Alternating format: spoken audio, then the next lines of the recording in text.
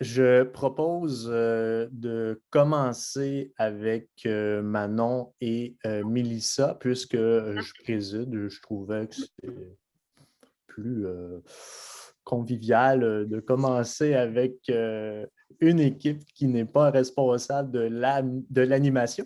Alors, est-ce que ça vous va?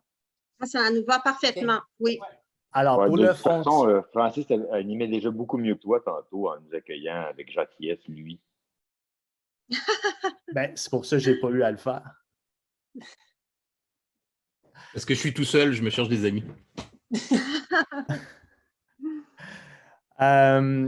Merci Marc-André de tes mots très, très encourageants et très gentils. Donc, on prévoit 10 minutes de présentation de la part de la première équipe, ensuite 10 minutes de discussion et ainsi de suite. Parfait. Alors, Manon et Mélissa, Oui, à vous alors, la parole. oui. Bien, merci beaucoup, David. Dans un premier temps, donc, on doit dire qu'on a fait déjà une présentation qu'on a déposée sur YouTube qui est très, très complète. Donc, aujourd'hui, ça va être de faire un résumé de notre recherche. On va faire une petite présentation aussi. Donc, je vais me présenter, ensuite Mélissa va se présenter, puis on va faire le résumé. Alors, je m'appelle Manon Boily, je suis professeure au département d'éducation et pédagogie à l'UQAM. J'occupe un poste en gestion de la petite enfance. Je m'intéresse donc aux directions de milieux de garde éducatifs à l'enfance, notamment au type de leadership que les directions vont mettre en place, soit pour, par exemple, implanter une nouvelle pédagogie ou encore pour appliquer une philosophie inclusive dans leur milieu.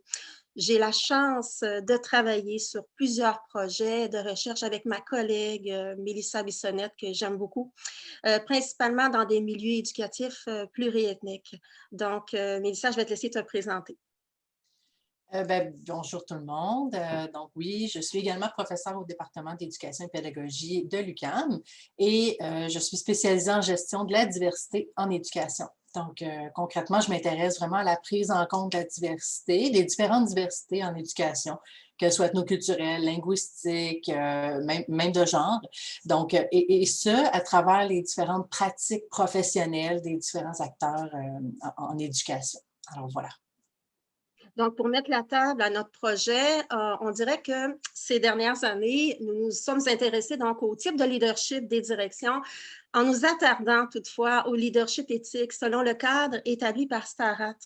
En fait, Starat a établi 5 formes de leadership éthique et dans le cadre de cette communication, nous faisons état de l'une de ces 5 formes de leadership éthique, soit le leadership éthique citoyen. Nous nous intéressons au leadership éthique parce que la littérature a démontré que cette forme de leadership mise en œuvre par les directions avait une influence sur les comportements des personnes dans l'organisation, notamment parce que, influencées par la direction, soit par ses valeurs, par les principes qui vont guider ses actions, ces personnes de l'organisation avaient tendance à manifester à leur tour un comportement éthique plus élevé, un comportement citoyen plus important, alors que l'on pouvait constater l'absence de comportement destructeur. L'étude que nous avons présentée et dont le PowerPoint a été déposé sur YouTube a été réalisée dans un centre de la petite enfance pluriethnique 0-4 ans où 18 cultures d'origines différentes se côtoient. Elle traite de l'engagement citoyen déployé à travers le leadership de la direction de ce service de garde éducatif. Et dans cette étude, donc, l'engagement citoyen se perçoit à travers les actions posées par la direction, telles que celles à l'égard de certaines préoccupations mondiales associées, par exemple, au développement durable, à l'éco-responsabilité, ainsi qu'à l'offre d'une éducation de qualité inclusive. On perçoit aussi dans cet engagement le désir de la direction de respecter les droits des personnes de l'organisation, notamment ceux des éducatrices et des enfants. Mais pourquoi s'intéresser au milieu éducatif à la petite enfance? Parce que de nombreuses mutations traversent nos sociétés actuellement et qu'il est primordial que tous les milieux éducatifs puissent réfléchir aux enjeux et aux défis qu'elles suscitent sur le plan mondial, social et éducatif. Le but étant que nos milieux éducatifs puissent examiner comment ils peuvent se positionner à l'égard de ces transformations. nous sommes intéressés à ce milieu-là de la petite enfance afin d'amener aussi l'exemple d'un milieu éducatif de garde qui, par ses actions, s'implique auprès de l'enfant et ce, dès son plus jeune âge, pour lui offrir un contexte éducatif où il pourra exercer sa propre citoyenneté. Un contexte éducatif qui va l'amener à comprendre sa place dans la société et à y inscrire ses propres actions, en ce sens à comprendre que ses actions comptent, même s'il est tout petit. Par ailleurs, nous nous intéressons au milieu éducatif à la petite enfance puisque ces milieux ont des défis socio-éducatifs vraiment très importants à relever. Ils doivent notamment veiller à la protection des droits des enfants, ils doivent veiller à leur bien-être, à leur santé, à leur sécurité. Ils doivent offrir une éducation de qualité, voire même une éducation inclusive de qualité pour tous, sans oublier l'égalité des chances de réussir pour tous ces enfants. Selon le programme éducatif Accueillir la petite enfance, les milieux de garde éducatifs sont tenus de soutenir les enfants afin qu'ils s'adaptent de façon graduelle à la vie en société. En ce sens, ils doivent favoriser leur socialisation et les soutenir dans l'appropriation de règles de vie ainsi que des normes et des valeurs qui sont promues dans la société. La responsabilité qui incombe alors aux directions de milieux éducatifs pour former de petits citoyens aux normes et aux valeurs de la société est bien réelle. Le leadership éthique citoyen pourrait aider à l'atteinte de ces grands défis, c'est pourquoi nous l'avons examiné. 5 niveaux d'engagement de la direction ont été identifiés lors des analyses. On a donc vu que la direction s'était engagée au niveau mondial, au niveau social, au niveau organisationnel, au niveau éducationnel et au niveau humain. Dans chacun de ces niveaux d'engagement, des actions ont été posées en ayant comme fondement des valeurs de bien commun ciblées et des principes qui ont orienté les actions de la direction. Je vous propose de regarder ensemble quelques exemples d'actions posées, mais notez toutefois que notre présentation sur YouTube va vous offrir l'ensemble des exemples d'actions posées par la direction. Donc, par exemple, au niveau mondial, la direction a posé des actions soutenues par 2 valeurs de bien commun qu'elle a placées dans sa ligne de mire, soit le développement durable et l'éco-responsabilité. Ces actions vont être guidées par le principe suivant, soit promouvoir des pratiques durables et d'éco-responsabilité afin de diminuer l'empreinte écologique. La direction va alors s'engager dans les 2 actions suivantes. Premièrement, des discussions ont lieu lors de réunions d'équipe afin d'identifier des stratégies à mettre en place pour diminuer l'empreinte écologique. À la suite des discussions, un partenariat est établi avec un organisme dans la communauté pour déterminer les démarches à entreprendre. Deuxièmement, des gestes sont posés dans le milieu éducatif, toujours dans le but de diminuer l'empreinte écologique. On va donc utiliser des couches lavables pour l'ensemble des poupons. On va utiliser des agendas électroniques pour diminuer l'empreinte écologique du papier. On va créer une politique reliée aux achats responsables. On va offrir des repas uniquement végétariens. Et sur le plan alimentaire, on décide d'acheter, par exemple, des légumineuses en vrac afin d'éliminer les boîtes de conserve. Je passe la parole à Mélissa. Merci, Manon. Donc, pour le niveau d'engagement social, bon, la valeur de bien commun est vraiment la croissance économique. Donc, le principe qui va diriger, en fait, les actions, c'est vraiment de promouvoir, en fait, la participation des parents, étudiants, hein, bien entendu, à la croissance économique, où vraiment l'engagement citoyen va se manifester vraiment dans un soutien qu'elle apporte aux parents afin de faciliter vraiment leur diplomation, mais ultimement pour qu'ils participent à la croissance économique de la société. Donc, concrètement, l'action que pose la direction en ce sens, c'est vraiment d'offrir des services de garde éducatifs qui sont vraiment adaptés aux besoins des parents étudiants. Et ça s'inscrit vraiment dans un soutien social qui va faciliter, en fait, la conciliation études-famille, bien entendu. Donc, concrètement, c'est d'offrir des services éducatifs, bon, de jour, de soir, de fin de semaine, vraiment adaptés aux différentes réalités des parents étudiants. Merci beaucoup, Mélissa.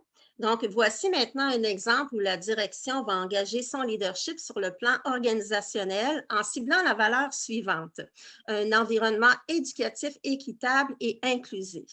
Le principe qui va diriger ces actions est le suivant: reconnaître les différentes cultures dans l'organisation et promouvoir leurs aspects culturels. Pour répondre de ces valeurs et souscrire à ce principe, la direction va poser les actions suivantes.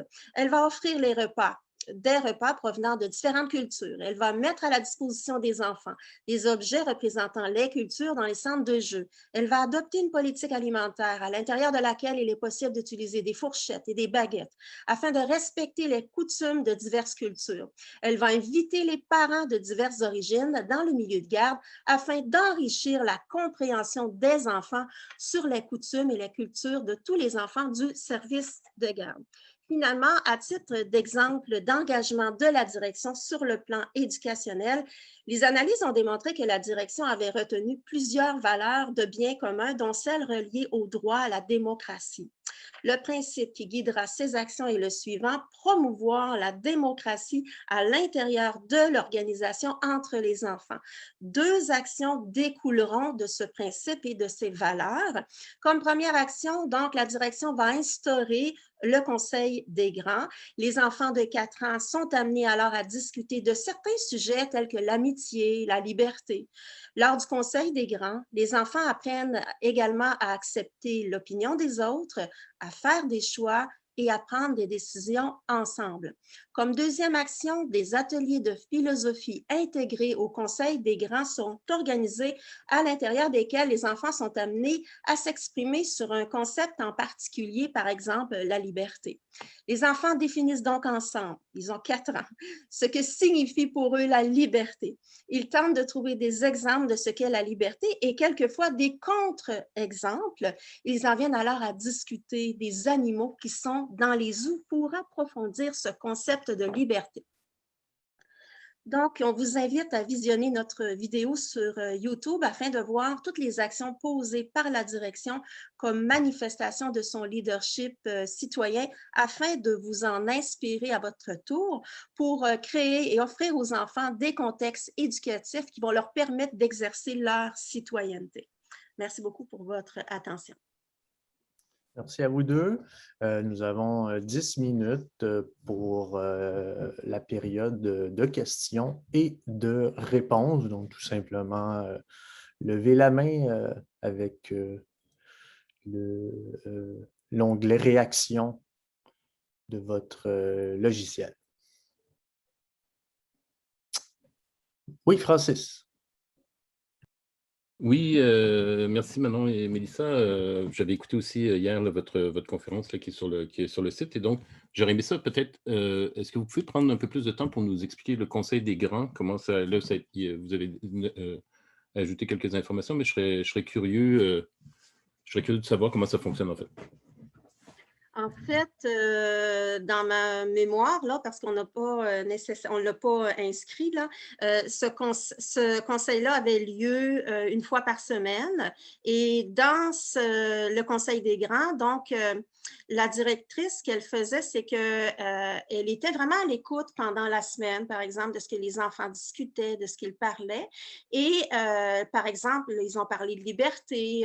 Ils ont aussi, à un moment donné, parlé que l'année prochaine, ils iraient, par exemple, à la maternelle. Elle a vu tout cet intérêt-là. Les enfants avaient, par exemple, de l'anxiété par rapport à ça.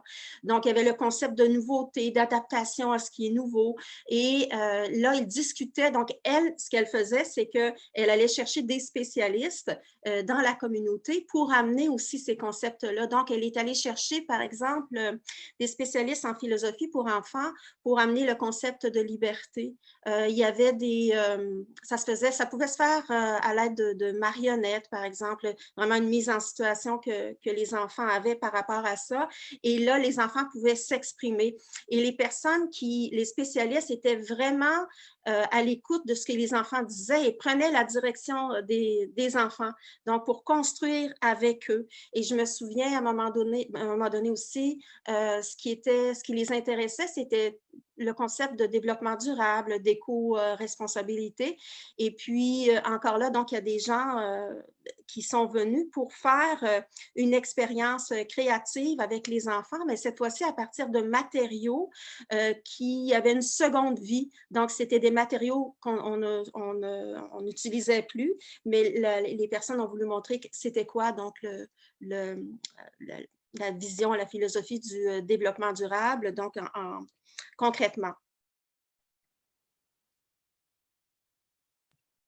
Ça va, Manon? Merci pour la question. Oui. Maintenant, Marco, c'est à toi la parole. Oui, merci beaucoup pour la présentation. Je trouve ça très, très inspirant avec des si jeunes enfants, tout ce qui est mis en place et tout ce qui est présenté. J'aurais deux questions un peu différentes. La première, dans ce qui est évoqué, il y a la question de citoyenneté. Il y a beaucoup la question pour moi d'éco-citoyenneté, puis on est avec des petits.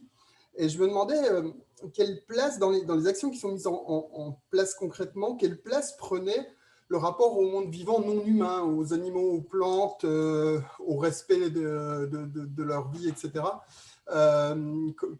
Est-ce que c'était quelque chose d'assez central ou est-ce qu'on parlait quand même beaucoup en fait, des enfants? La littérature jeunesse utilise beaucoup les animaux, par exemple, pour aborder les questions un peu philosophiques. Donc, c'était ma première question. Quelle place pour ces animaux dans tout ça? Puis la deuxième, c'était est-ce que vous avez des données sur les valeurs et l'engagement des adultes, la direction, puis les autres intervenants, en dehors de l'école? Est-ce que tout ce projet-là, il est aussi en écho avec des convictions personnelles de la direction et des personnes-là, avec des choses dans lesquelles ils croient au départ, dans lesquelles ils s'engagent activement, etc.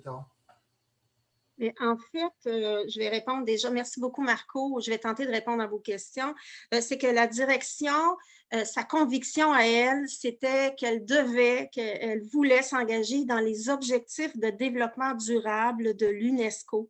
Donc, c'était de favoriser le dialogue, d'instaurer la paix, le vivre ensemble et tout ça. Et à partir de ces objectifs-là, il y en a plusieurs, là. Donc, elle a regardé ce qu'elle pouvait faire pour atteindre ces objectifs-là. Et c'est elle-même qui a pensé à plusieurs partenariats à établir dans la communauté. Mais effectivement, si on pense, par exemple, aux gens pour la philosophie pour enfants qui ont amené l'expérience concrète là, de créer à partir de matériaux de deuxième vie, là, eux aussi avaient cette vision-là. Mais toute cette grande vision-là lui appartient vraiment à elle. C'est une personne qui a vraiment, qui avait beaucoup d'idées, très, très créatives. On parle d'une personne qui avait 40 ans d'expérience et qui voyait les préoccupations mondiales, qui était présente et qui voulait vraiment apporter aux enfants un héritage. Et l'héritage d'avoir une éducation, en quelque sorte, une éducation citoyenne, de pouvoir exercer déjà leur citoyenneté. Donc, c'est vraiment un milieu éducatif qui peut apporter une très, très belle influence sur l'enfant qui se construit, donc en lui démontrant qu'il peut déjà participer lui aussi comme citoyen à cette société-là.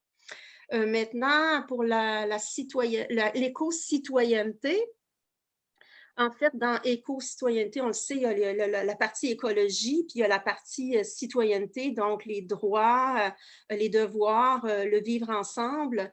Je sais que la direction, elle était très, très impliquée au niveau environnemental, mais vraiment beaucoup. Et d'ailleurs, c'est que c'était la pédagogie qui avait été choisie, c'était la pédagogie Reggio Emilia. Et la pédagogie Reggio Emilia, le troisième éducateur, c'est l'environnement. Donc, l'environnement était très, très important. Je sais qu'avec les enfants, ils avaient un jardin, un potager, mais pour les animaux en tant que tels, je sais aussi que c'était important parce qu'on a été là pendant plusieurs années. Ce qu'ils faisaient, ils faisaient beaucoup d'observations des animaux parce qu'ils avaient une grande fenêtre et ils pouvaient observer de l'extérieur, que ce soit les écureuils, les oiseaux. Je ne sais pas s'ils sont allés jusqu'à les nourrir ou faire quelque chose pour eux, mais l'environnement et les animaux dans l'environnement étaient très importants. On prenait des photos de ces animaux-là parce qu'ils faisaient partie de la vie des enfants, de l'environnement des enfants. Donc, j'espère que j'ai pu répondre à vos questions, Marco. Si je peux compléter, Manon, en fait, il y avait vraiment une volonté, en fait, de mettre les enfants en action, en fait. Là, tu l'as rapidement dit, là, mais effectivement, le potager, le vermicompostage, donc voir l'impact de l'implication à prendre soin, évidemment, de tout ça, ce que ça peut redonner. Donc, il y a vraiment une volonté de mettre en action les enfants. Donc, c'est ce que moi, je voulais juste ajouter, mais ça complétait la réponse de Manon, tout simplement. Tout à fait. Il y a vraiment des choses qui ont été établies dans le milieu éducatif et les enfants participaient à ça, là, comme tu disais, le vermicompostage et tout ça, le jardin. Il y avait plusieurs autres choses aussi. Je crois qu'on en parle dans notre vidéo, donc on a un peu plus élaboré. Il nous reste 1 ou 2 minutes et une question de Jacqueline Romano-Toramagnan. Rapidement, la question et rapidement, ce n'est pas une question, mais c'est vraiment pour vous féliciter par rapport au cours de philosophie, parce que j'ai eu l'occasion d'animer des cercles de parole, là, des conseils de coopération, et aussi de lire par rapport à tout ce qui s'est fait en philosophie, les cercles de parole en philosophie. Puis c'est incroyable la profondeur des remarques et des jeunes de maternelle, de préscolaire, de tout le primaire. Là, j'ai eu assisté à plusieurs conseils comme ça. Et ça m'a toujours fasciné la profondeur, jusqu'où on pouvait aller loin dans la réflexion avec eux. C'est très, très porteur. Et merci beaucoup. Merci beaucoup pour votre commentaire et je suis vraiment d'accord avec vous, Jacqueline. Les enfants ont déjà leurs idées de plusieurs concepts dans la société et ils sont capables d'aller chercher des exemples concrets pour dire, par exemple, pour la liberté, mais là, jusqu'où ces animaux sont libres? C'est quoi leur liberté? C'est incroyable. Oui, effectivement, comment est-ce qu'ils ont déjà une très belle réflexion déjà à 4 ans. Merci, Jacqueline. Si je peux me permettre un dernier commentaire, en fait, là, je voyais dans la discussion projet, publication et tout ça, là, je ne sais pas si c'était une question directe ou pas, mais on le disait dans notre présentation sur YouTube, mais il y a un article qu'on a écrit, il va paraître prochainement dans la revue ERAD, c'est-à-dire Enseignement et recherche en administration de l'éducation, où on aborde vraiment le leadership éthique. On va un petit peu plus largement aussi, donc c'est pour ceux que ça intéresse. Là. Il va être publié d'ici la fin de l'été en principe. Alors, voilà. Merci beaucoup, Mélissa. Je dois ajouter que ça, c'est un de nos articles, effectivement, qui va paraître dans les prochains jours, mais il y a un article qui va porter exactement sur cette présentation-ci. Et là, on va voir avec la charte de l'UNESCO, donc c'est probablement qu'on va publier avec eux, mais il va y avoir un article qui va porter précisément aussi sur la présentation qu'on vient de faire. Bon, ben merci pour les questions, la période également de réponses. Je pense qu'on va rester dans le thème de l'engagement de la jeunesse avec Francis. Alors, es-tu prêt, comme Jean Charest? Les 2 mains sur le volant. J'ai les 2 mains sur le volant, c'est exactement ce que j'allais dire. J'ai une main sur la souris. Merci beaucoup, merci à tout le monde. Je vois que Gina est là. Merci pour l'organisation, évidemment, du colloque. J'imagine que c'est beaucoup de travail. J'en suis sûr, en fait, ce n'est pas une question, on le sait. Et je tiens à m'excuser parce que, comme je l'ai dit à mes collègues, je suis un technosaure et donc je n'ai jamais réussi à enregistrer ma présentation. Donc, je vais prendre un petit 10 minutes et je vais partager l'écran là si ça vous dérange, pas. Voilà, donc le projet que je vais vous présenter ici, c'est un projet de recherche. En fait, le titre de ma présentation, c'est « Grève d'élèves dans les écoles secondaires, expression de la démocratie directe, point d'interrogation ». J'ai mis évidemment Greta Thunberg en image parce qu'en fait, c'est ma pire ennemie. dans la mesure où, en fait, j'ai commencé le projet en 2015 et donc je n'avais jamais entendu parler de Greta Thunberg. Et mon problème, c'est qu'évidemment, elle a tout à fait bousillé mon terrain et elle a tout à fait exploser les mots-clés grève, école, grève, élève et tout ça. Alors que j'étais un peu tout seul à fouiller sur ce champ peu développé.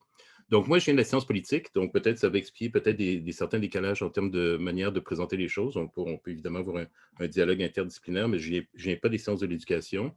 Et donc, j'avais lancé ce projet de travailler sur les grèves dans les écoles secondaires en 2015. J'ai eu un financement par la suite et ça m'a permis de mener une 60aine d'entretiens au Québec avec une vingtaine de mineurs, l'autre grosse cohorte en bas de 24 ans. Et je voulais savoir, en fait, qu'ils m'expliquent comment on organise une grève au secondaire, puisqu'au secondaire, comme vous le savez, il n'y a pas, comme au Québec, là, au niveau postsecondaire, les associations étudiantes, les fédérations, les assemblées générales statutaires, les chartes, etc. Donc, comment ça s'organise une grève au secondaire? Comment réagissent les adultes, professeurs, parents, surveillants, direction? Est-ce que le conseil d'élèves joue un rôle dans le conflit? Et quelle signification ils tirent de leur expérience pour parler ou conceptualiser la notion de démocratie. Et avec le financement que j'ai eu, j'ai aussi mené, avec l'aide d'auxiliaires que je remercie ici, là, une recherche dans les médias. Dans plusieurs, on a fait des recherches, là, évidemment, je dis Le Monde, c'est un peu excessif, là, un peu prétentieux, mais disons qu'on on a près de 2500 cas de grève dans les écoles au 20e siècle, avec évidemment des cas spécifiques mieux documentés comme les États-Unis, le Canada, la France, mais aussi l'Inde, l'Afrique du Sud, des pays en Amérique latine, la Norvège. Bon, en fait, ça dépend un peu des spécialités ou des connaissances de mes auxiliaires. La France, l'Afrique subsaharienne, bon, 2500 cas. Je suis en train de travailler tout ce matériel-là. Et là, par les médias, par la presse, en fait, on peut essayer de savoir quelles causes provoquent des grèves. Est-ce que c'est une grève dans une école ou dans plusieurs écoles? La forme que prend la grève, est-ce que c'est des blocages de portes, manifestations, etc.? Est-ce qu'il y a de la répression? Ça peut être évidemment des punitions ou des expulsions de la part de la direction, mais dans des cas dramatiques, il peut y avoir la police et il peut même y avoir des assassinats, comme en Haïti, par exemple, ou au Burkina Faso ou dans d'autres pays. Des jeunes, des fois de 12-13 ans, se sont fait, au Brésil aussi, se sont fait assassiner, soit par les autorités légalement constituées ou par des groupes paramilitaires. Et d'ailleurs, au Burkina, par exemple, tous les 6 décembre, il y a une manifestation à la mémoire d'un des lycéens qui a été tué en 2000, par exemple. Donc, évidemment, je ne vais pas vous présenter les 2500 cas que j'ai trouvés, simplement ici pour vous dire que, en fait, il y a vraiment une très grande diversité de causes. Je vais y revenir dans quelques instants de manière plus systématique. Et j'attire votre attention là sur des mouvements où parfois les jeunes, en fait, les élèves de niveau secondaire, lycée, là, bon, évidemment, tous les systèmes scolaires ne sont pas identiques, comme vous le savez très bien, mais participent à des mouvements qui vont devenir, en fait, des mouvements nationaux. Et dans quelques cas, en fait, qui lancent, en fait, une campagne qui va mener à la chute d'un régime ou à une tentative de chute de régime. Dans le cas de l'intifada, la première intifada, si vous vous rappelez, c'était des très jeunes aussi qui étaient devant les chars israéliens. Malheureusement, ça a été un échec. Et il peut y avoir des mouvements mondiaux. Donc, la grève du climat n'est pas le premier. En 1990 et en 2003, il y a eu dans plusieurs écoles dans le monde, y compris au Québec, des manifestations contre les deux guerres contre l'Irak, les deux premières guerres contre l'Irak. Ce que la recherche montre, c'est que une grande partie des grèves concernent un seul établissement. Donc, comme ici, par exemple, j'ai un exemple à Montréal en 1913, c'est l'école Aberdeen. Pour les gens qui connaissent Montréal, elle était située où il y a l'Institut d'hôtellerie en ce moment, sur la rue Saint-Denis. Et donc, des jeunes, en majorité des Juifs, en fait, il y avait une forte immigration juive qui s'établissait dans le centre-ville de Montréal à l'époque d'Europe de l'Est. Une enseignante avait tenu des propos antisémites, donc ils sont sortis, ils ont occupé le carré Saint-Louis, ils ont manifesté dans le quartier. Donc, ça, c'est grève dans un établissement. Et puis, vous pouvez avoir des grèves dans plusieurs établissements. Une campagne très bien connue, en fait, relativement bien connue, c'est la croisade des enfants, ce qu'on a appelé la croisade des enfants à Birmingham. Vous vous rappelez là où Martin Luther King a été arrêté et a écrit sa lettre de la prison de Birmingham. Vous avez peut-être vu les images d'enfants qui sont agressés par des chiens bergers allemands par la police. Moi, pendant longtemps, je pensais en fait que ces enfants accompagnaient leurs parents à la manifestation, mais en fait c'était les high schools afro-américaines qui étaient en grève et qui manifestaient et qui étaient attaquées par la police avant même que les adultes arrivent. Et évidemment, malheureusement, là, je n'aurai pas le temps d'en parler ici, mais on pourrait faire tout un travail sur les mobilisations et même les grèves d'élèves qui sont malheureusement racistes. Ça arrive, j'ai plusieurs exemples, pas seulement aux États-Unis, mais dans d'autres pays. Et souvent, dans ce cas-là aussi, c'est les parents qui retiennent les élèves à la maison. Donc, évidemment, on peut se mobiliser pour les mauvaises raisons. Il y a dans certains pays, il y a une habitude d'occupation. Donc, c'est vrai dans des pays d'Amérique latine, Chili, Argentine, Grèce, vous avez des lycées, ça peut être des centaines de lycées qui sont occupés des fois pendant des mois. C'est vraiment impressionnant. En Grèce aussi, il y a une tradition d'occupation d'écoles secondaires. Donc là, ils ne font pas juste la grève, ils occupent leur établissement des fois pendant plusieurs jours, plusieurs semaines, plusieurs mois. C'est quelque chose qui est très rare au Québec. Par exemple, j'ai trouvé un exemple dans les années 70 de plusieurs polyvalentes qui avaient été occupées, mais c'est vraiment quelque chose de très rare. Je n'ai pas le temps ici là, de documenter, mais par exemple, en Inde aussi, vous allez avoir des cas de grève de la faim, des élèves qui vont organiser des grèves de la faim devant leur établissement d'enseignement avec l'aide des autres. Et comme je l'ai mentionné ici pour la croisade des enfants à Birmingham, évidemment, les enfants peuvent aussi déclencher des grèves pour participer à des mouvements nationaux d'adultes, si je peux dire ça comme ça. Donc, je donne un seul exemple ici. C'est des mobilisations de lycéennes là, à Srinagar, au Cachemire. Donc, le Cachemire est un État indien. Mais après la partition avec le Pakistan depuis 1948, on attend en fait un référendum que l'ONU est supposé d'organiser, qui organisera apparemment jamais. Et donc, régulièrement, il y a des sortes de soulèvements au Cachemire du mouvement indépendantiste et les jeunes peuvent y participer. Ici, c'est des jeunes lycéennes. Donc, trop rapidement, les questions que je pose sont liées à la démocratie. Donc, en sciences politiques, en philosophie politique, on considère qu'il y a généralement 4 formes de démocratie, pour le dire très rapidement. La démocratie parlementaire représentative, donc électorale. La démocratie participative ou délibérative, qui se nourrit des débats publics et qui influence les décideurs. La démocratie directe, où il n'y a pas de décideurs. Et ce que Abinsour et Brault, entre autres, appellent la démocratie insurgente, c'est-à-dire qu'on considère les actions de désobéissance civile, les grèves, les insurrections, comme des expressions de la démocratie. C'est des expressions de la démocratie, expressions d'idées, incarnation d'idées, incarnation de valeurs, incarnation de principes. Et donc, la grève ici est considérée comme une expression de la démocratie. Et elle sera d'autant plus légitime qu'en fait, il y a un déficit démocratique si on considère les autres conceptions de la démocratie. C'est-à-dire, si le régime n'est ni représentatif ni délibératif, ben, vous avez d'autant plus de justification de mener des actions de type insurgente ou de désobéissance. Or, comme vous le savez, évidemment, l'école n'est pas un lieu démocratique. C'est évidemment organisé par et pour les adultes. Il y a des codes de vie auxquels les enfants ne participent pas, comme l'a montré Stéphanie Demers et son équipe. Il y a des interdits, des punitions, et ça relève en général, même si évidemment il y a plein d'adultes qui sont bien intentionnés et bienveillants dans cette institution, les enfants, ils sont quand même dans une position subalterne d'un point de vue politique.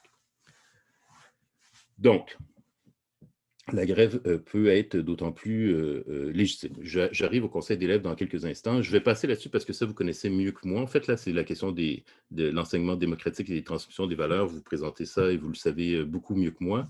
Je tiens à souligner, par contre, que souvent, en fait, dans ce que je comprends, en fait, qui sont les priorités au niveau de l'enseignement de la démocratie, ce sont des valeurs extrêmement importantes pour la dignité, l'équité et la justice, mais on escamote souvent la question du pouvoir, qui gouverne et qui est autonome dans son prise de décision. Donc, on dit la démocratie, c'est l'inclusion, la diversité, le vivre ensemble, des relations de tolérance, d'inclusion. Tout ça, c'est excellent. Je ne remets évidemment pas du tout ça en compte, mais on oublie la question du pouvoir. Et donc, la question du pouvoir, elle est en partie palliée par des pratiques participatives qui sont possibles à l'école, qui sont même inscrites dans la loi, comme le conseil d'élèves. Le problème, c'est que quand on parle aux élèves eux-mêmes et quand on regarde, disons, d'un point de vue, je dirais, du pouvoir, le conseil d'élèves, c'est une espèce de piège, on pourrait presque dire, si on est cynique. Les élèves peuvent être tout à fait contents et valorisés de participer au conseil d'élèves, fiers aussi, mais en fait, quand on leur demande qu'est-ce qu'ils en pensent, on réalise rapidement qu'ils sont tout à fait conscients qu'ils n'ont aucun pouvoir réel, que c'est contrôlé par des adultes, que les adultes contrôlent qui siège. En réalité, il y a même j'ai de nombreux cas de manipulation et de fraude électorale du conseil d'élèves dans les écoles, même des adultes en fait qui ont écarté des candidatures victorieuses pour mettre quelqu'un d'autre à la place, sans le dire évidemment à personne. Et en fait, ils ont pas réellement de pouvoir, ils ne décident pas de l'ordre du jour. On leur dit très souvent que telle chose ne peut pas être discutée, etc. etc. J'accélère. Pour les critiques là, des conseils d'élèves, je vais vous en renvoyer une référence tout à l'heure, mais je vais revenir plus spécifiquement pour la minute qui me reste aux mobilisations elles-mêmes. Donc, les mobilisations, elles s'expriment sous différentes formes, mais elles permettent en tout cas une prise de décision collective autonome dans un rapport conflictuel. Donc là, c'est une conception de la démocratie, mais qui est conflictuelle avec les adultes en général. Évidemment, ça peut être conflictuel entre élèves aussi, parce que tous les élèves ne sont pas d'accord avec la grève ou tous les élèves ne sont pas à l'aise avec ce qui se passe quand il y a une contestation. Et il peut y avoir évidemment différentes formes, par exemple, contre les codes vestimentaires sexistes, par exemple. Il peut être de la désobéissance au niveau de la manière pour les filles de porter leurs vêtements. Mais moi, je me suis intéressé plus spécifiquement à la grève. Qui peut, je vais passer là-dessus parce que le temps passe, qui peut, quand on les regarde de façon objective, évidemment, si on fait une analyse des médias, souvent, en fait, les grèves d'élèves vont être dénigrées parce qu'en fait, on sait que les élèves sont manipulés, sont pas raisonnables, aiment manquer de l'école, donc ils font la grève pour manquer l'école. Bref, vous voyez un peu le type d'argument. Mais quand on regarde ça attentivement, on voit bien qu'en fait, les causes sont diversifiées et semblent tout à fait raisonnable si on pense à l'institution dans laquelle sont les élèves, c'est-à-dire ils vont faire grève pour des enjeux pédagogiques, pour des enjeux réglementaires, pour des enjeux sociopolitiques, ils vont faire grève pour des ressources, par exemple, quand leur école est en très mauvais état, pour défendre leur identité, leur langue, leur religion, les normes de vie, la liberté, la dignité, la sécurité, la solidarité. Là-dedans, je mets les codes de vie, contre les punitions, par exemple. En Grande-Bretagne, pendant des années, il y a eu des grèves contre les punitions physiques. Et donc, il y a des grèves qui sont défensives, il y a des grèves qu'on perd son école, par exemple, où on perd de l'enseignement ou des classes de sportives, par exemple, ou offensives pour obtenir des choses. Et ça peut être à l'intérieur de l'école où on peut faire grève pour cibler l'extérieur de l'école, par exemple le gouvernement ou la commission scolaire. Et je vous souligne cette citation de Hugo, Hugo, c'est une source journalistique là. Hugo, secondaire 3, le Vitrail, donc c'est une école à Montréal en 2005, qui dit ce qu'on veut prouver, c'est qu'on est capable de s'organiser en faisant grève. Donc, pour moi, ça relève, évidemment, ça évoque la question de la démocratie. Voilà, donc je suis allé trop vite. Je vais vous envoyer dans le chat là, la conversation des références de 3-4 textes que j'ai déjà publiés sur le sujet, si jamais ça vous intéresse. Il y a aussi surtout beaucoup de références que je n'ai pas pu mentionner ici, là, les sources qui m'influencent et qui m'inspirent. Et évidemment, ces questions ouvrent sur d'autres enjeux. Là, je vous ai parlé des grèves dans les écoles, je dirais, normales, ce n'est pas le bon terme, évidemment. Mais comme vous le savez, certainement, évidemment, il y a des grèves et des actions d'insoumission et de désobéissance et même des incendies, par exemple, dans l'histoire des pensionnats autochtones au Canada, mais au Kenya, ailleurs aussi, dans les centres jeunesse aussi, il y a toute une problématique. Il y a des émeutes, bon. Il y a je l'ai mentionné, il y a des grèves scolaires qui mènent à la chute de régime.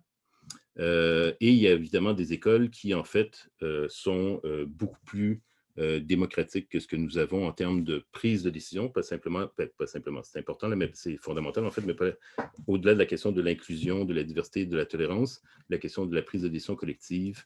Il y a des modèles, évidemment, que vous connaissez mieux que moi, qui existent.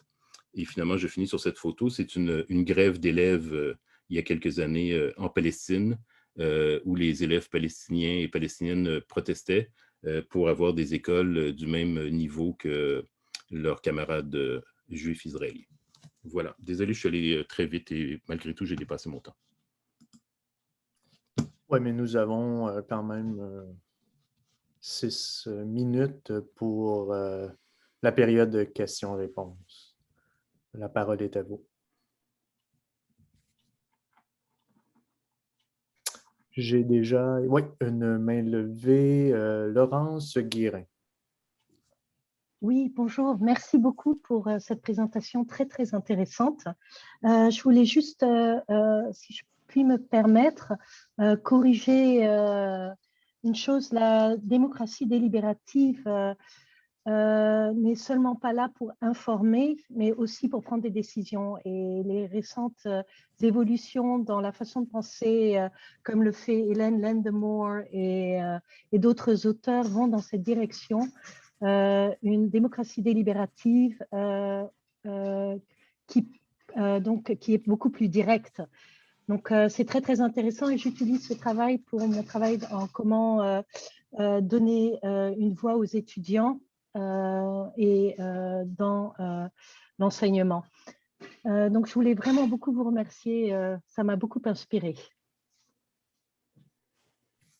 Oui, ben, je vous remercie moi aussi parce qu'effectivement, je suis allé évidemment beaucoup trop vite dans les définitions et vous avez tout à fait raison. Il y a comme un continuum là, dans la théorie, dans la pratique de la démocratie délibérative qui va des approches les plus modérées, disons, comme Rawls, où il dit ben, la Cour suprême, c'est la démocratie délibérative. Il y a effectivement plein de lieux où il y a possibilité de discuter, de délibérer et même d'acter les décisions. Là, donc, vous avez raison. Mais disons, je l'ai mis entre ça et la démocratie directe. Donc, c'est une sorte de continuum. Mais vous avez raison de faire la précision, j'apprécie.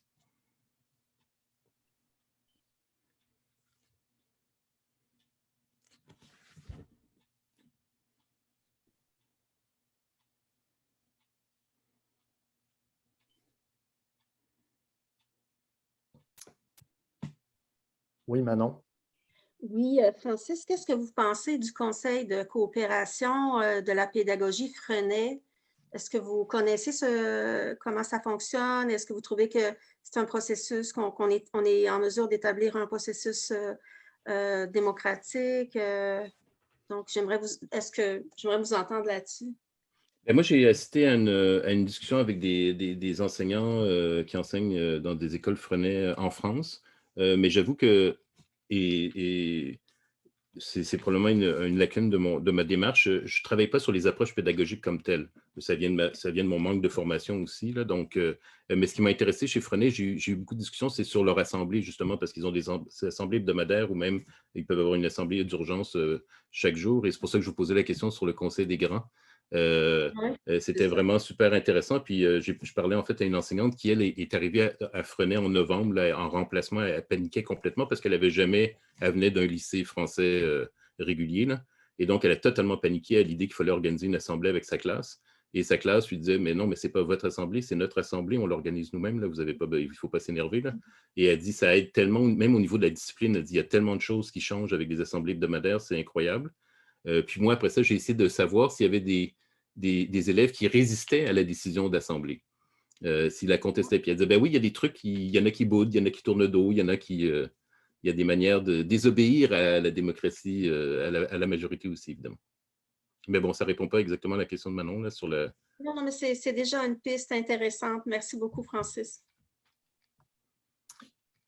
Oui, la parole est à Geneviève Gaël-Vanas. Oui, bonjour, Geneviève Gaël de Oxfam Québec. Merci beaucoup pour cette présentation. J'aurais vraiment voulu en entendre beaucoup plus longtemps.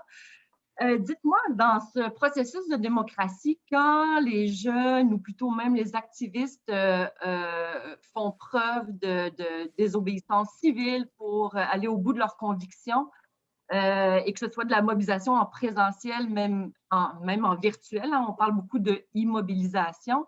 Et il y a quand même un enjeu important sur la mainmise des données par tous les États et même le secteur privé. Là. Donc, comment assurer la sécurité des activistes, qu'ils soient étudiants ou non, pour continuer à jouer notre rôle en tant que citoyens du monde dans une logique là, de participation citoyenne? Là. Oui, vous me posez une question compliquée parce que je ne suis même pas sur Facebook et Twitter et tout ça, donc je serais bien normal de vous dire comment on se protège. Là. Moi, je ne suis juste pas sur ces trucs-là, donc je ne sais pas si ça me protège ou quoi que ce soit. Mais les élèves à qui j'ai discuté, c'est sûr qu'il y a beaucoup d'élèves qui s'organisent par les médias sociaux depuis quelques années. mais ce que je comprends de l'organisation d'une grève dans une école, par exemple, ça se passe beaucoup par le bouche à oreille et ça se passe en personne et ça peut aller très, très vite. Et c'est évidemment beaucoup moins formel que dans nos mouvements étudiants postsecondaires au Québec, là où il y a un quorum, il y a des assemblées, il y a quelques directions d'établissements qui permettent des assemblées, mais c'est extrêmement rare. J'ai des cas d'élèves qui se sont fait suspendre parce qu'ils avaient organisé des assemblées à l'extérieur de l'école. Donc ça, c'est un bel enseignement de la démocratie, n'est-ce pas? Mais souvent, c'est beaucoup plus informel, c'est-à-dire c'est souvent les secondaires 4 et 5, évidemment, qui lancent le mouvement pour des raisons évidentes. Et ça peut partir vraiment un peu comme ce qu'on imagine, là, une course dans les corridors en tapant sur les cases ou un appel à genre à la récréation à dire « à midi, on ne rentre pas en classe » ou des choses comme ça, là. Donc, en fait, ils ont... je comprends ce que vous dites là, par rapport à la sécurité, là, mais je pense que ça toucherait plus, par exemple, le mouvement mondial pour le climat ou des choses comme ça. Moi, en tout cas, dans les pays, disons, du Nord, c'est très rarement des actions criminelles, par exemple. Il y a des actions beaucoup plus brutales dans d'autres situations, mais qui sont liées évidemment aux conditions matérielles. C'est pour ça que je parlais des écoles, des pensionnats autochtones, là. Les pensionnats autochtones, les jeunes Mohawks, d'autres nations, Mosquitos et tout, là, au début du 20e siècle, ils brûlaient leurs pensionnats. Là, pendant la nuit, ils brûlaient parce que c'est comme ça qu'ils retournaient chez eux. Et il y a une ancienne Mosquitos de 77 ans qui se rappelait d'un incendie comme ça dans les années 30. Elle dit ça aurait dû être fait il y a bien longtemps, c'était le plus beau jour de ma vie. Elle dit, on chantait, on était autour du bâtiment en feu la nuit, on chantait à moins 35 degrés parce qu'ils savaient que le lendemain, ils prenaient le train et ils retournaient à la maison. Donc, ça n'a rien à voir avec les médias sociaux, mais d'habitude, les actions que moi, j'ai pu documenter, en tout cas au Québec, elles sont pas...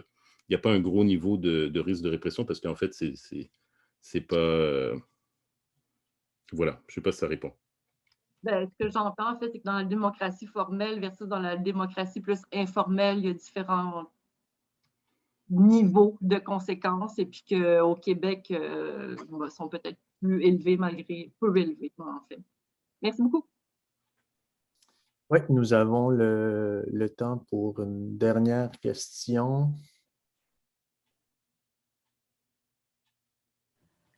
Est-ce qu'il y avait une liste d'attente? Non, il n'y a pas de liste d'attente. C'est bon, j'en avais une.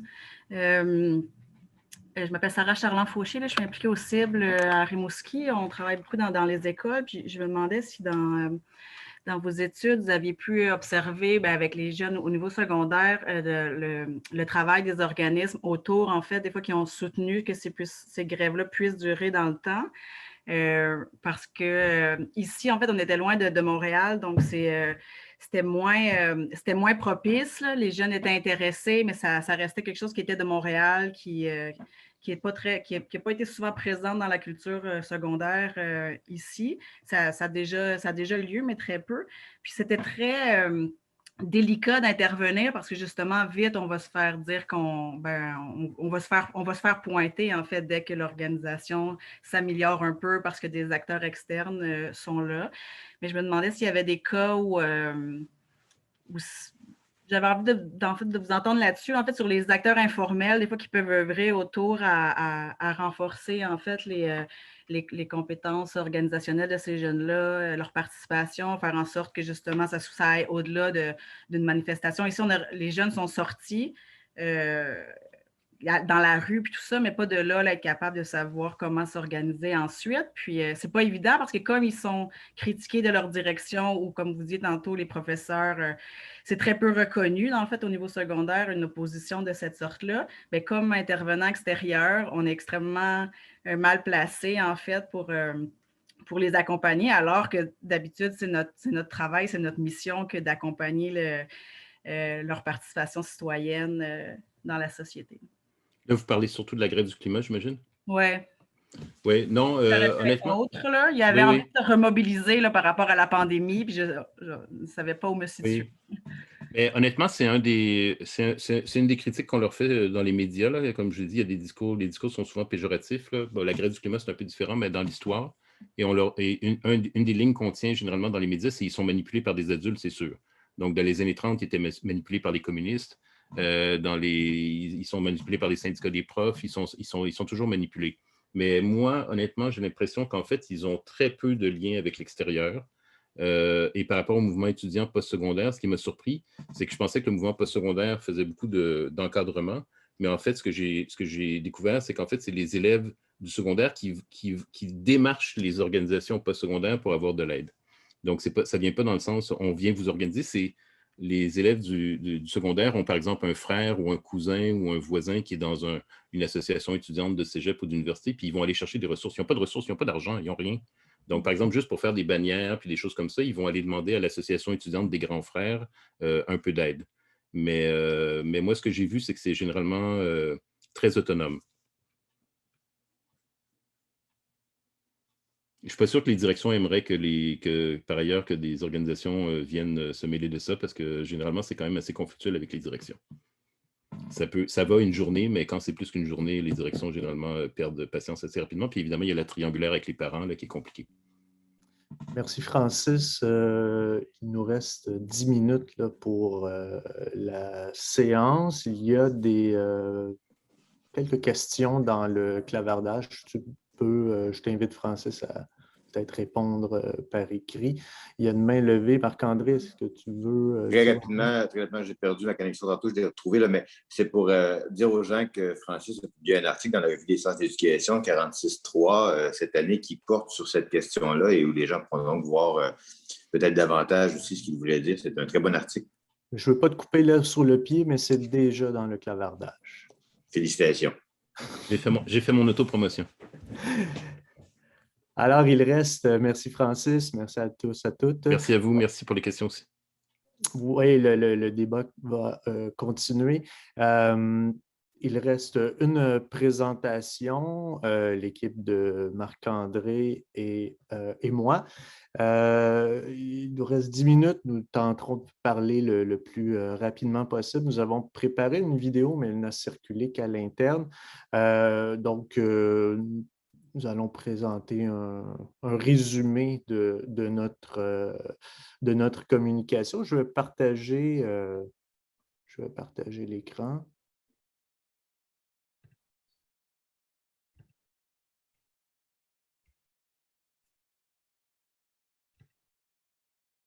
Donc, vous voyez bien?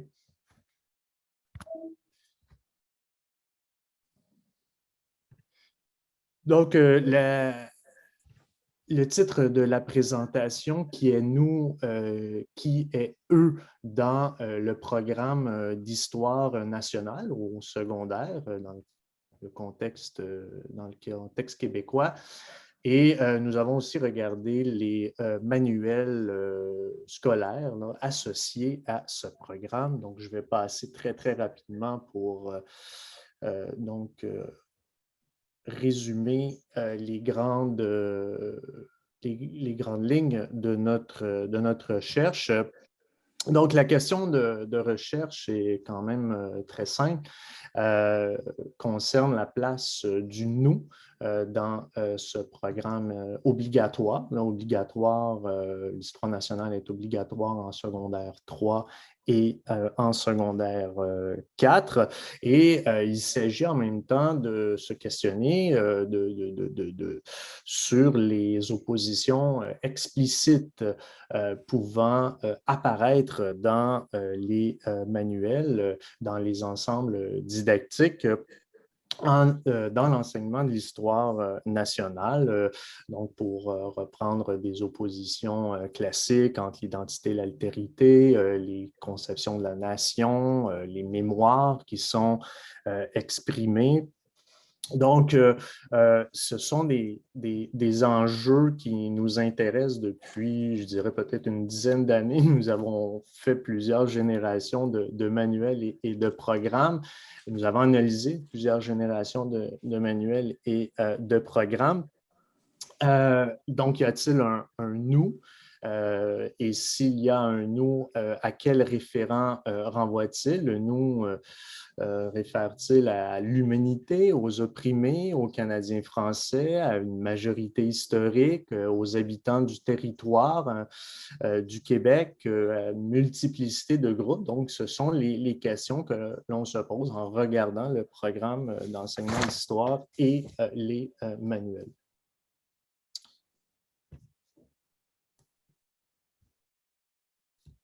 Alors, la méthode est très, très simple. Nous avons étudié, fait une analyse de contenu très standard, descriptive et thématique là, du programme de formation en enseignement d'histoire et un corpus là, de manuels scolaires, incluant manuels scolaires au sens large, incluant des cahiers d'exercices, des cahiers d'activités donc de plus en plus populaires dans les écoles, et les recherches montrent depuis 30 ans que les manuels scolaires jouissent d'une crédibilité importante auprès des enseignants comme des élèves, donc sur le plan de la pertinence, donc on voit l'intérêt de s'y pencher. Alors, dans le programme, en fait, plusieurs connaissent le programme d'enseignement national, enseignement du Québec et du Canada.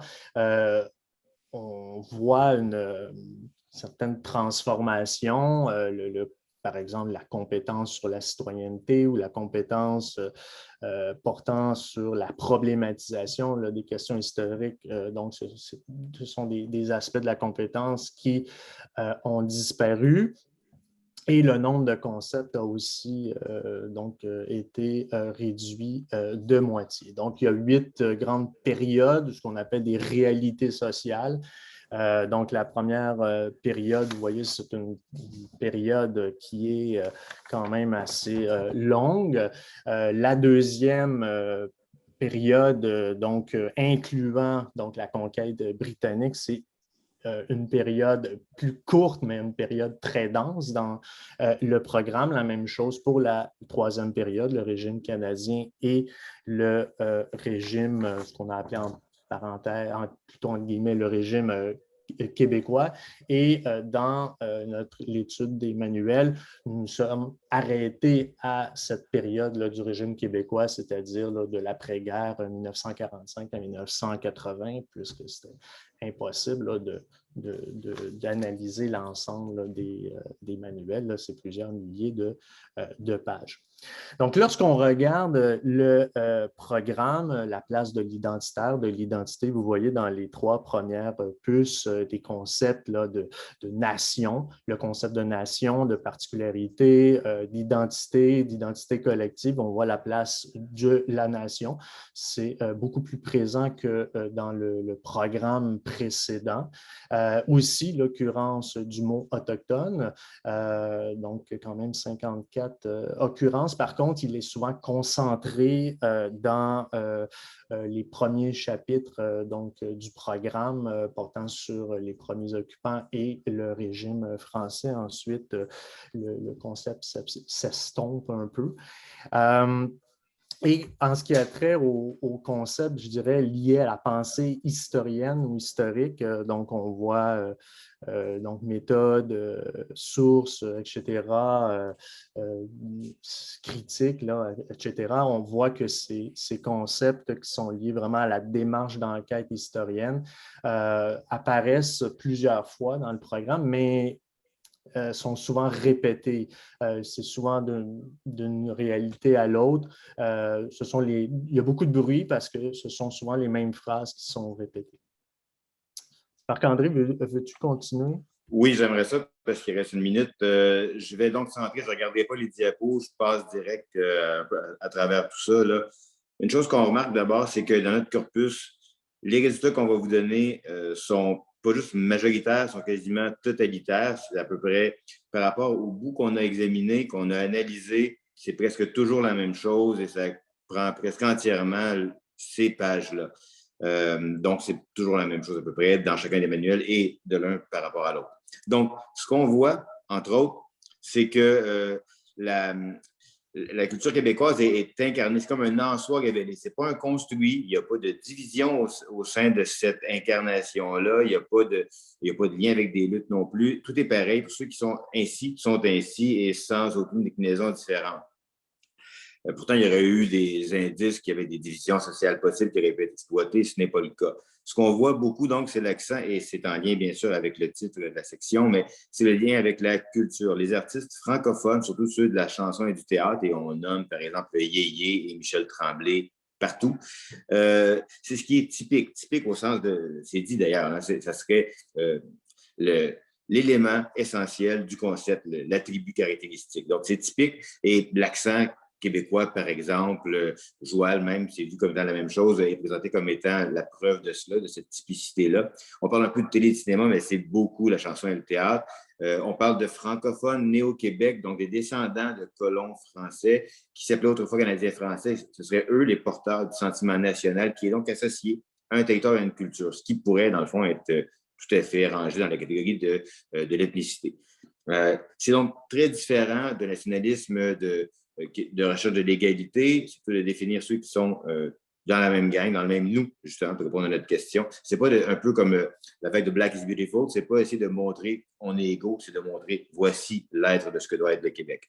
Et je ne dis pas que c'est l'intention des auteurs, c'est simplement ce que l'on peut voir en analysant les données. Aucun lien n'est fait avec la lutte pour l'égalité, donc selon la nation culturelle, l'amour du Québec et de ses habitants, c'est aussi l'affirmation des Québécois. Donc tout ça est vu comme une même chose, globale et homogène dans le temps, dans l'espace, dans le social, à travers le Québec. Aucun lien avec la décolonisation, partout il y a des créations culturelles. Pourtant, il y a des créations culturelles qui sont importantes et qui étaient axées sur la lutte sociale, sur l'égalité, elles sont dessus. Elles ne sont pas nommées en exemple. C'est en lien avec ce qu'il y avait dans le programme d'ailleurs. C'est vraiment très correspondant au programme. On remarque aussi que ce n'est pas du tout axé sur le questionnement, sur la réflexion, sur l'évaluation de différentes interprétations ou des preuves amenées par les interprètes, de ceux qui interprètent l'histoire, ni sur l'émission de sa propre interprétation ou bien la recherche et l'examen de preuves pour en venir à une interprétation. Pas de discussion, pas de débat, pas de délibération, pour reprendre les mots de tantôt, aucun lien avec l'action collective dans cette histoire-là. Donc, c'est un nous qui serait éternel, qui apparaît à ce moment-là et qui se révèle. Et il se révèle à travers quoi? À travers cette culture-là populaire de la chanson et du théâtre. On essaiera de voir, la suite de cela, c'est de voir ce qu'il y a dans d'autres chapitres du manuel. On a fait, dans le fond, un chapitre, mais David l'a montré, il y en a plusieurs. Vous avez vu qu'il y en avait un qui représente le tiers du programme pour 76 ans. C'est le chapitre où se trouve l'ensemble des questions qui sont propres, qui intéressent de près les gens qui, dans le débat sur l'enseignement de l'histoire, proposaient ce programme-là. Donc, les gens qui trouvaient que la conquête et les patriotes, c'était le centre de tout. Alors, ça, c'est le chapitre de 76 ans qui fait le tiers de l'année, des 2 années du programme. Alors, ça vaudra la peine qu'on le regarde de près. On a regardé lui parce qu'on savait qu'il allait avoir des choses à analyser. Ça allait être certain qu'on trouverait des données. Et il y en avait, en effet. Une dernière chose que je voulais dire, puis après ça, je sais que le temps est compté. On n'adhère pas à cette miroir. On n'est pas en train de dire que le fait de lire des textes ou de parler de telle façon, d'employer tel mot va définir entièrement la pensée qu'on a. Seulement, ce que l'on dit, c'est que les manuels mettent à la disposition des élèves pour leur réflexion, pour construire du sens ces matériaux-là. Et c'est avec ça qu'ils vont interagir, qu'ils vont essayer de construire. Il y en a d'autres matériaux avec lesquels ils sont en contact. Mais ceux-là, en tout cas, vont dans cette direction-là. Ce n'est pas la direction de la critique, de l'autonomie de pensée, mais plutôt celui de la mémorisation et de la reproduction. Ce n'est pas le débat, c'est le chemin direct tout tracé, le télos aussi. Alors voilà, j'ai fini. Et je n'ai pas cité Hegel, David. Oui, malheureusement, peut-être la diapo que je présente est intéressante. Sur le programme, vas-y. Juste la présenter rapidement, ce qui explique les manuels aussi. Là. Oui, d'accord, très rapidement. Donc, quand on regarde le programme, on fait le décompte des noms propres qu'il y a dans ce programme-là. Il y en a 470, ils sont surtout associés à des lieux, mais il y en a aussi qui sont associés à des personnes. Ceux qui sont associés à des personnes, 33, des humains donc identifiables avec un nom, là, c'est un autochtone, 10 anglophones et 22 francophones. Donc, on voit donc la proportion des francophones qui est importante là-dedans. Et il y en a beaucoup dans la partie récente. Il y a plus d'hommes que de femmes. Ça reflète aussi comment a été faite l'histoire, comment a été écrite l'histoire auparavant. et aussi l'histoire politique qui était celle des hommes de pouvoir qui prenaient le pouvoir, justement. Donc, ce qu'on voit là-dedans, c'est comme héros, des gens, on ne voit pas des gens ordinaires, des héros au sens de grimace. On ne voit pas donc des porteurs de missions qui soient des gens ordinaires en groupe, mais seulement des gens qui décident pour les autres ce qu'il faut faire. Et ce qu'il faut faire, c'est créer la nation québécoise, évidemment. Voilà. Je ne prends pas avis là-dessus. Je dis juste ce qu'on voit dans les documents. D'accord. Je vais maintenant, il nous reste... on a épuisé le temps, mais on peut prendre, si vous le permettez, 2-3 minutes de questions, sauf que je pense que la panse a besoin d'être remplie, peut-être.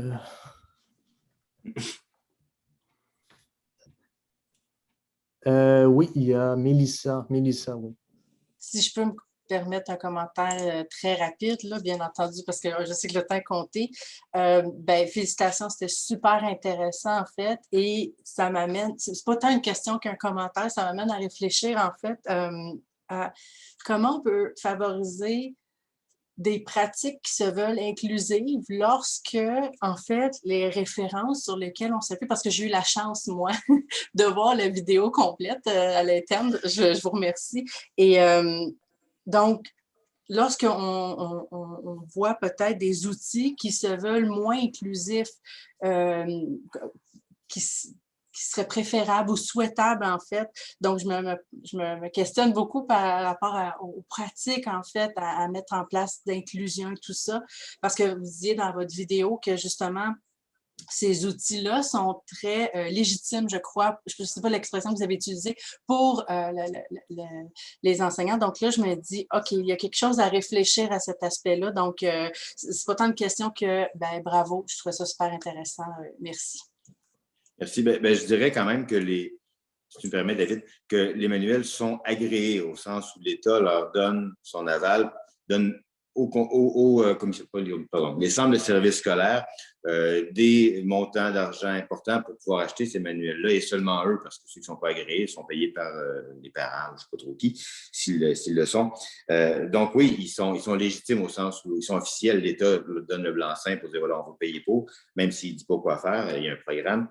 Mais ce qui est important, je crois, c'est un avis de direction de l'histoire tout personnel, c'est d'abord de permettre aux élèves de se poser des questions par eux-mêmes à partir du présent et de voir dans le passé différents points de vue, à chacune des époques et différentes interprétations de cela, donc se faire une idée par eux-mêmes et se créer l'identité qu'ils voudront. S'ils forment des identités exclusives, c'est bien de valeur, mais on ne peut pas, et si en font des inclusives, tant mieux, mais je pense que si on essaie de mettre les choses à l'envers et de leur dire quoi penser, on risque de ne pas avoir ce qu'on veut. Mais il ne faut pas leur donner accès à cela pour qu'ils puissent se faire des idées. Il faut qu'il y ait accès à tout et pas seulement à certaines choses. C'est exactement ça, la perspective inclusive, justement. C'est tout à fait ça, effectivement.